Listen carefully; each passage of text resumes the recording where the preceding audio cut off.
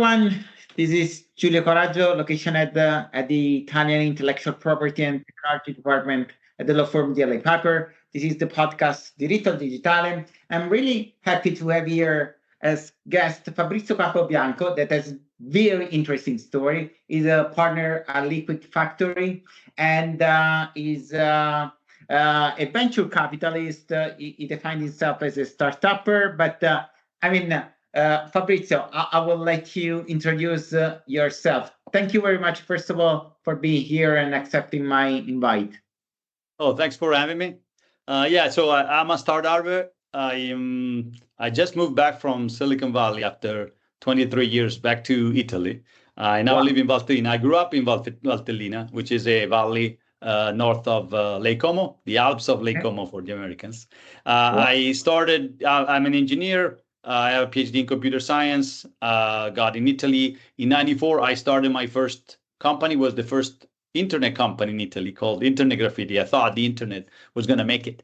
And so I built a company there and sold website and made it another company that went after the intranet. And then in 99, I moved to Silicon Valley, worked for Tipco, then Reuters, building online trading platforms. For example, we built Fineco in Italy. And then I started my third company in the US in 2002 called Funambol, with the headquarters in Silicon Valley and the engineers in Italy, because the people I found in the US were not as good as the engineers I had in Italy. And then I brought in I raised a few tens of millions of dollars for it, and then from American VCs. And then I brought in a CEO in 2010, and he's still the CEO of Funambol. And then in 2012, I started another one called Talk TV, which was to, watch TV with, in particular, soccer with your friends remotely, because I'm a soccer fan. And it was adopted by Juventus, Real Madrid, Barcelona. We got to 40 million users, and then we sold it to Minerva Networks, for which I am the chief innovation officer. Talk TV was different because it was a liquid company, meaning that I was the only one in Silicon Valley and everyone else was in Italy, but dispersed. So we never had an office. We had first engineer in Sicily, then in Sardinia, then in Rome, and so on and so forth. And now I'm back in Italy since a couple of years because now I can. And in particular in Valtellina, I started this startup factory called the Liquid Factory. Great. Well, the only topic we're not going to cover today is that you are a Juventus fan, because everyone knows that I'm a Napoli fan, and the relationship between our teams is not great. But we like Napoli fans. We don't have anything against the Napoli fans. It would be different if you were an Inter fan. That would be hard to have a conversation.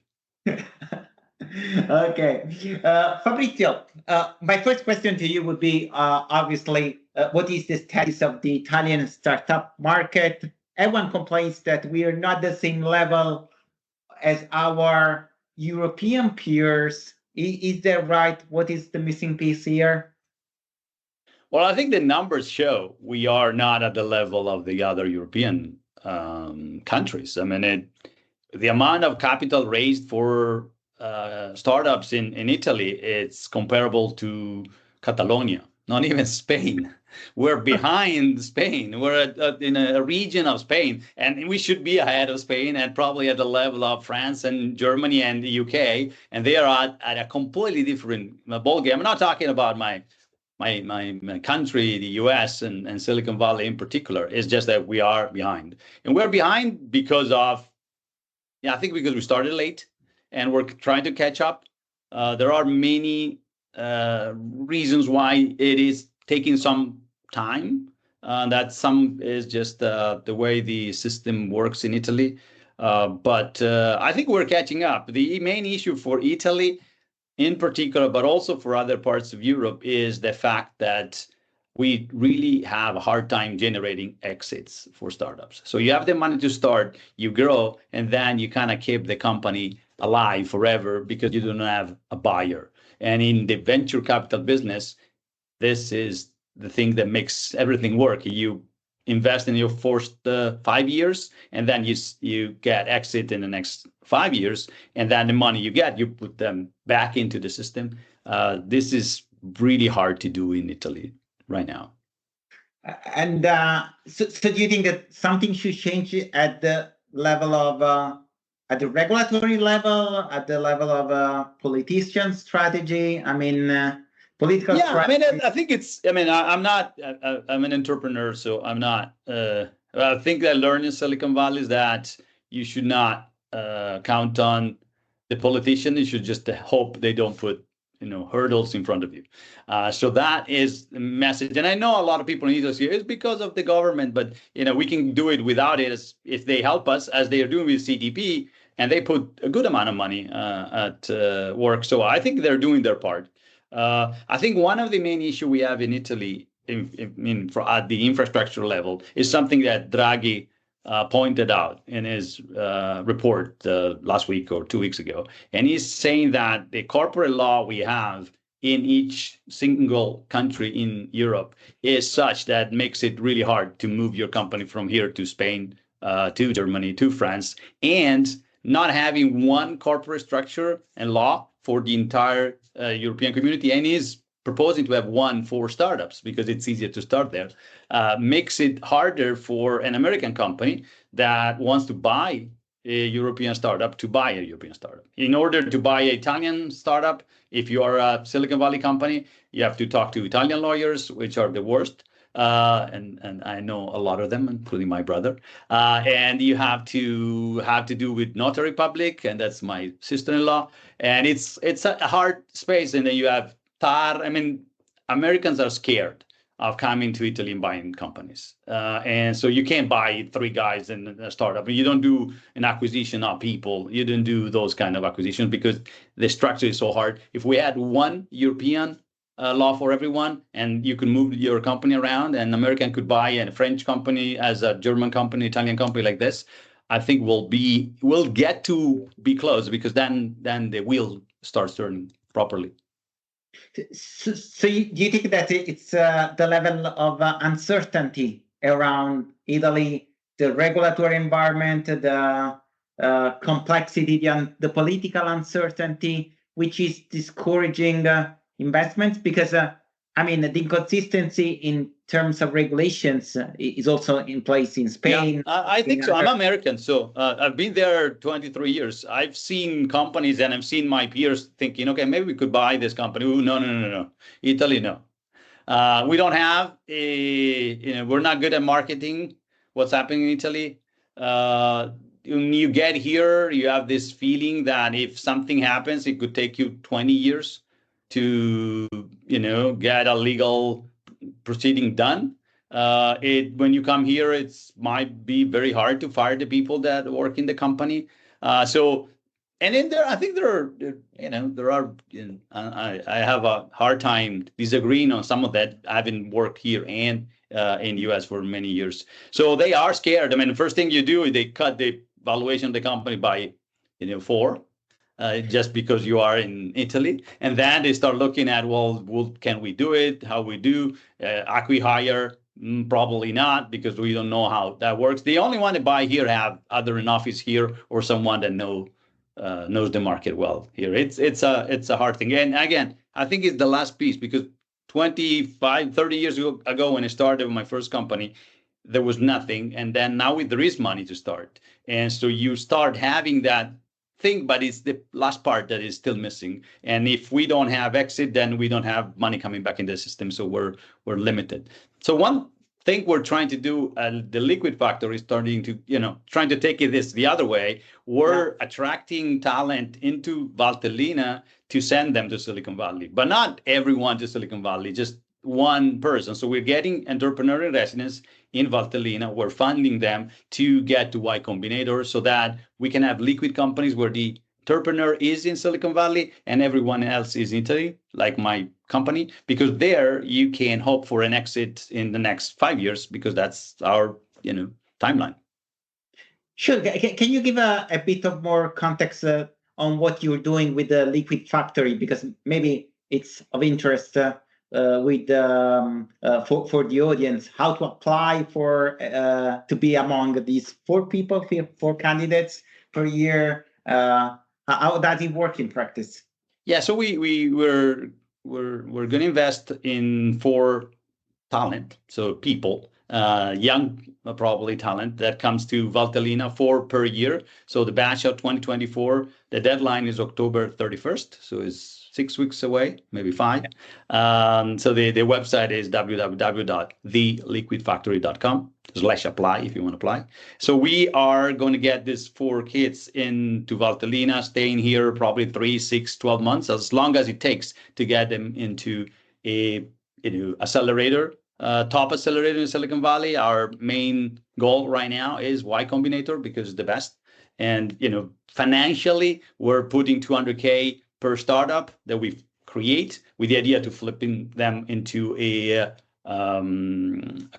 Delaware corp, and so a corporation in Delaware, and where we will transform that into a safe. So we get into Y Combinator with a structure, a cap table that makes sense for them.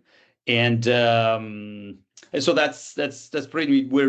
Our document is transparent. We're trying to bring a little bit of Silicon Valley into Valtellina, which is strange. So we're looking for people that are happy to do what I do when I work here, which is I work in the morning, at 11 I stop, I go skiing, at 3 I'm back and I work again. So if someone who's listening doesn't like the mountains, doesn't like the outdoors, hiking, surfing, snowboarding or sailing, because we are 20 minutes to Lake Como, then I don't recommend to apply, because if you wake up in the morning and you think, oh, good, I'm gonna go skiing, that's fine. If you want to go clubbing, this is really not the place to be. Although it's less than 2 hours from Milan and 3 airports, so we're well connected. But the reason to come here is really the outdoors and staying here for as long as it takes to get into YC. Could be 1 application, 2 application, or never. So do you think that there is a kind of a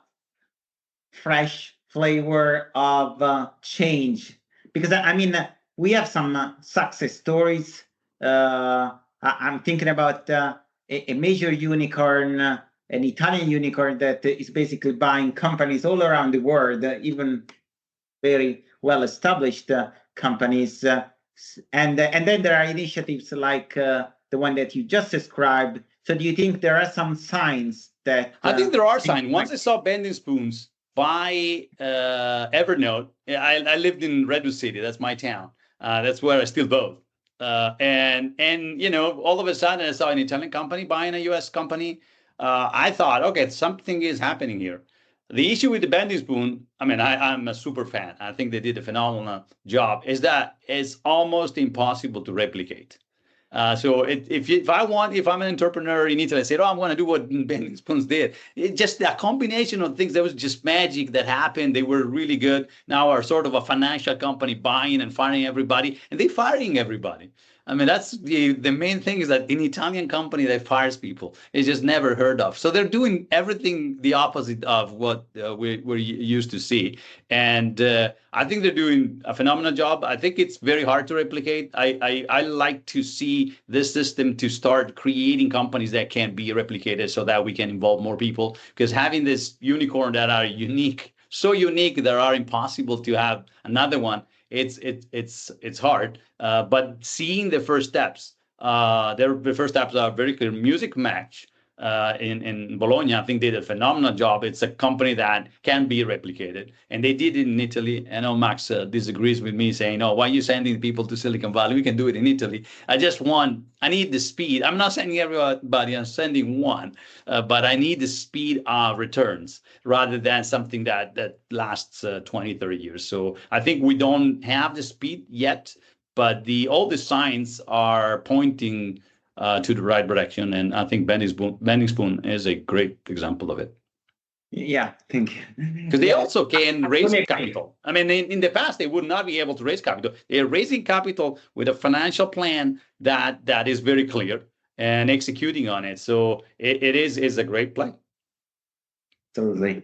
Fabrizio, this chat was really insightful. I thank you for your time. I'm sure there will be other opportunities to talk in the future, and I hope you're going to have many applications for the Liquid Factory, and if I was in my 20s, I would apply myself. Yeah, that's actually, I actually built it for myself when I was 23, when I started my first company. Yeah. Then my dream would be to have a liquid factory, someone who can help me to get there, that knows, sales, marketing, go to market, how to pitch to a VC, and has done it and can help me. We are 12 partners, so it's a big group. I have Roberto Netti, who's the chairman of Mind the Bridge. We have Matteo Daste, who's a lawyer in Silicon Valley. We have people in Silicon Valley. We have people here. We have Michele Zocca, who's one of the co-founder of Kong, who's a unicorn in Silicon Valley. So it is a group of people that are doing this not for a living, but for giving back what they've learned in Silicon Valley. So if you don't know much, but you have the fire, then I think we could be the right partner for you.